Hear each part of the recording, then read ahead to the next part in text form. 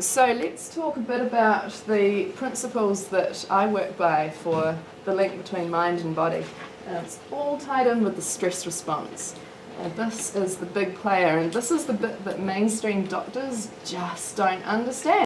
The GP, and he's nearing retirement age. He's old school GP. And I was telling him about all these clients that I'd got well from, all these conditions that they're not supposed to be able to recover from, things like Addison's disease and rheumatoid arthritis and lupus and multiple sclerosis, and I had all these stories to share with him. And he sat there sort of shaking his head and saying, "But how could emotion have anything to do with health?" I was, oh my goodness. You can be in medicine too long. I'm hoping that the younger generation of doctors are going to have quite a lot more awareness. A few weeks ago I was spontaneously called in to present to some anatomy students at uni, and they had a far better mindset. I said, hands up if you think that chronic fatigue syndrome is an emotional illness. And sort of quite a lot of hands went up. I said, how many do you think it's a physical illness? And all the same hands went up. And that's a good sign. And then what about multiple sclerosis? Is that an emotional illness? Oh, no. Is that a physical illness? Yes. It's like, okay, bit of a problem here. What about cancer? Now there's a controversial one. Is that emotional? Is that physical? Ultimately, my belief is all of them are both. You don't get one without the other. How can you? Mind and body work together all the time. Everyone knows that. You only have to do a bit of anxiety and bang, your stomach goes. There's a constant interplay in your body.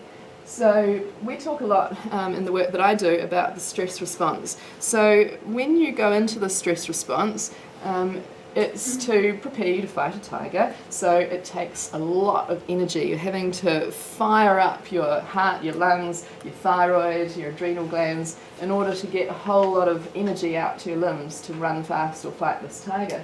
Now, if you do that only very occasionally, fine, no problem. But people start doing it a lot. It's like, got to get the kids from school, silly things that are not dangerous or risky at all. And once you've had something like, my head injury, my resting pulse was 118 beats a minute before I'd even stood up in the morning for the first year after that injury. So I was in constant major stress response from a big trauma. So I was pumping this stuff all day long, and that causes a huge amount of drain to your body. So if your body needs to get more energy to fuel that stress response, what organs and systems can it steal from? Sorry? Well, initially adrenals are amping. You're giving energy to them because you've got to get them fired up to produce more adrenaline. So eventually they're going to wear out, but they're actually being given the energy. What organs can we steal from? The whole digestive system. Absolutely. Who cares about digesting breakfast if you're about to be eaten by a tiger? So we can scrap that. That's why so many of my clients have IBS, they have constipation, they have gluten intolerance, celiacs, all these, nausea, all these digestive issues, because there's not enough energy in their digestive system. What else can we steal from? Kidneys. Yep, absolutely. Who cares about detox and all that if you're about to be eaten by a tiger? So we can shut down kidneys, liver, pancreas, lymphatic system, all of that can go. So a lot of my clients have been to naturopaths and been told, you have copper toxicity and this toxicity and that one.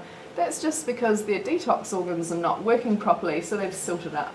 Now, as soon as the body calms down and energy starts flowing through those organs again, your body will naturally detox those organs. You don't need a whole lot of herb cleansers and stuff. You just need a calm body, then it will do the job for you.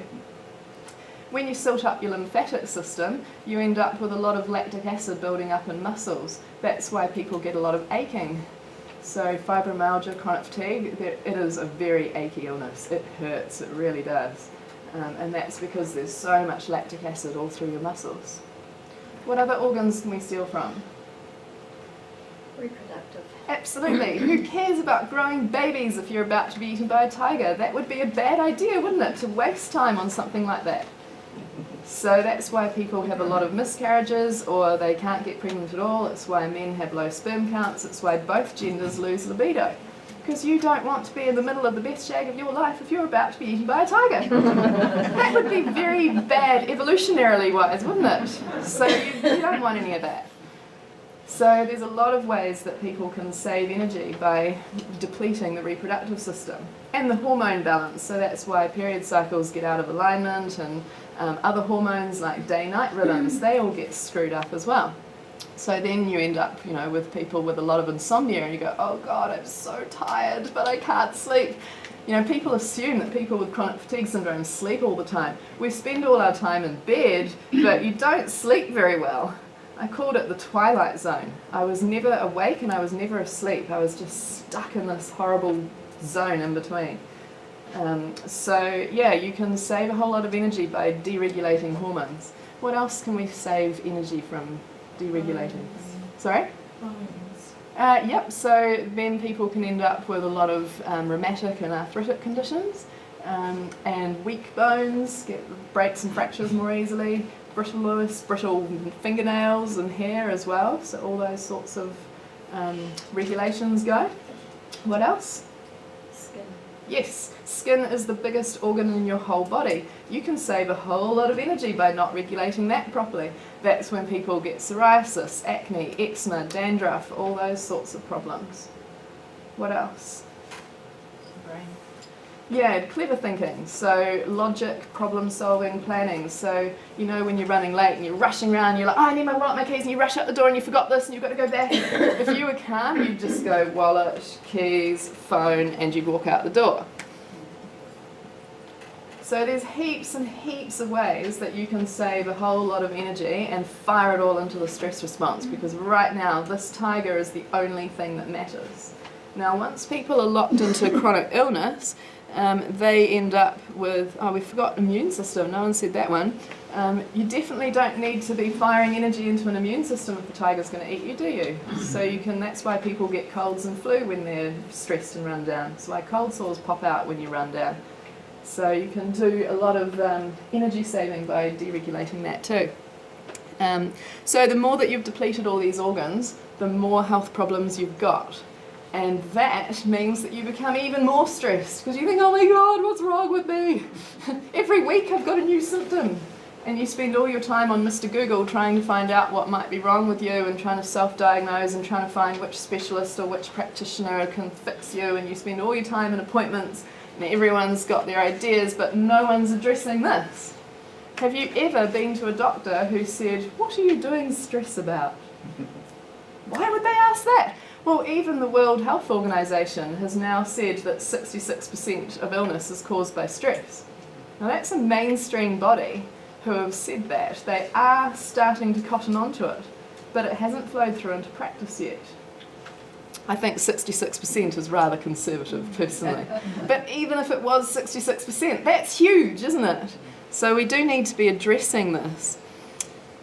So what I look at doing is helping people to calm the stress response. That is absolutely vital in chronic illness recovery. No matter what illness someone comes to you for, they need to be able to calm that stress response.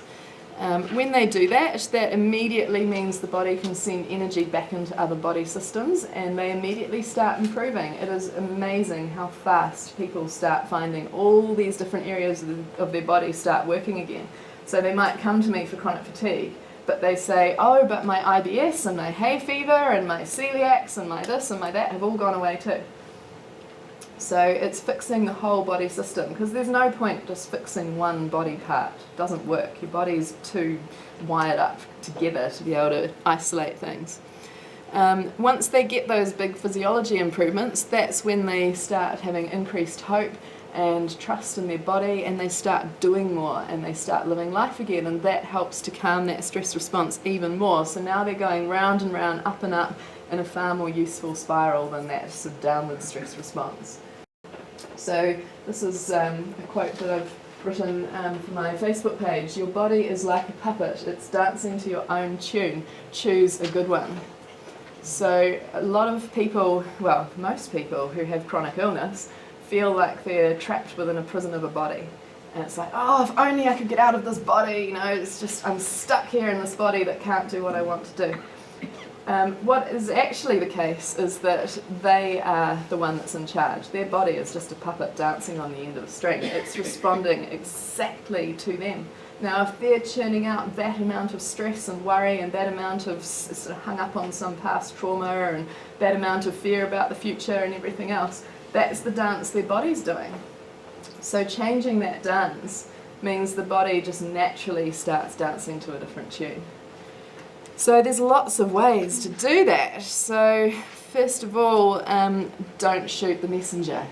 That's a really key one. This is what mainstream medicine do. They go, quick, here's some pills that will fix your symptoms, or let's do surgery and whip that gallbladder out. Looking at symptoms rather than, oh no, this is happening and this sucks.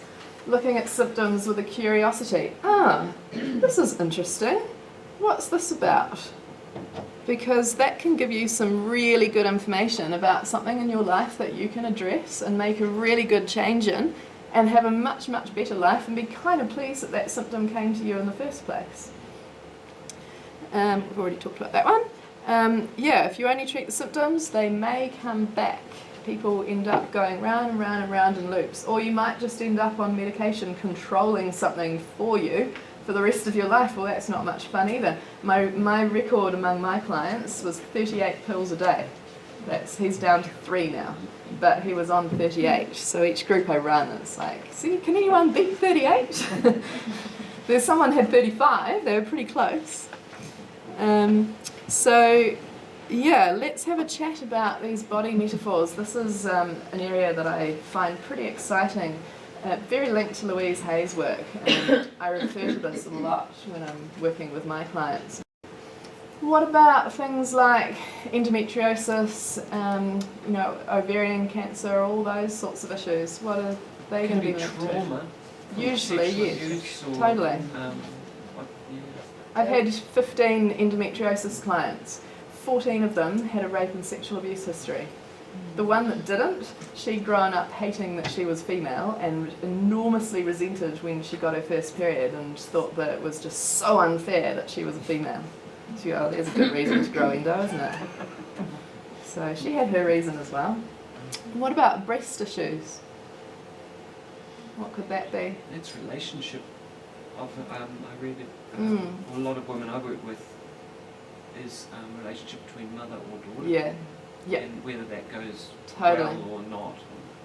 Yeah. It's even down to which one is the mother and the daughter. It's quite fascinating. It is. It's really interesting. German New Medicine they've created a chart. You can buy it when they walk in the door. So where did this start? Which breast? Right. So what is it about your daughter?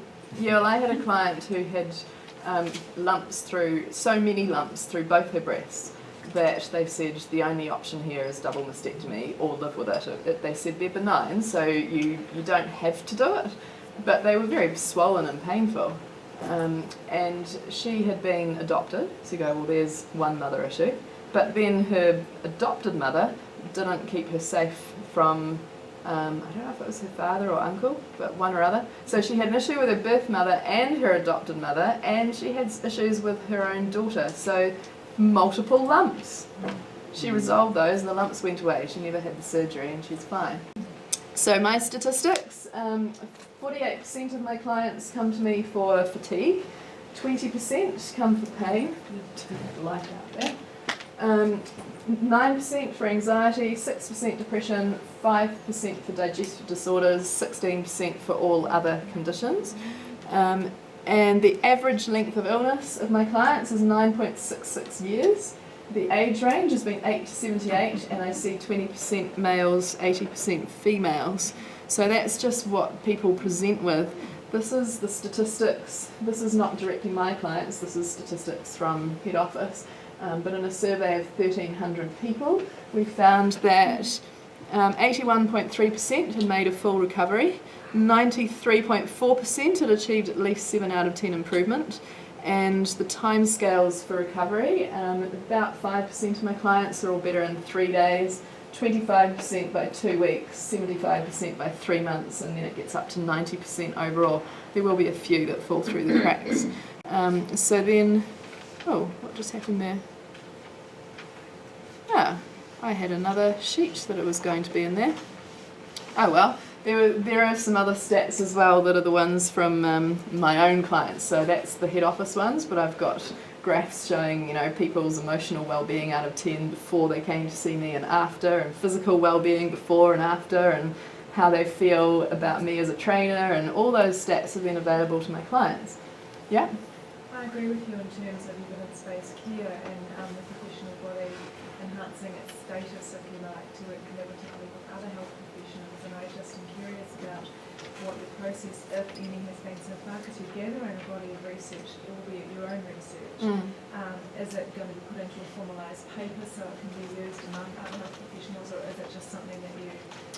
Because my suggestion is that if NLP is going to be taken seriously by the mainstream medical body at some point, we do need more research. Totally. To know that that's a way that it's able to be put into appropriate journals and read, so that people can start to say this is actually a field evidence. It's one of the reasons why complementary therapies aren't considered alternative, because there's not actual concrete, robust research that's in place. Well, lightning process is, the research is all happening, and hopefully it will be in peer-reviewed journals soon. The data, I'm mainly collecting research at the moment on CRIPS, but complex regional pain syndrome, and I'm liaising with an orthopaedic surgeon who's fascinated by what I do and wants to find a way to get me to present at conferences with him and then to be able to publish that. So I'm definitely interested, and I've had a meeting with with Suzanne, who's a researcher and also an NLP trainer, so we talk about it. I'm so busy seeing clients that to find the time to write the papers hasn't really been happening, but I'm collecting it all.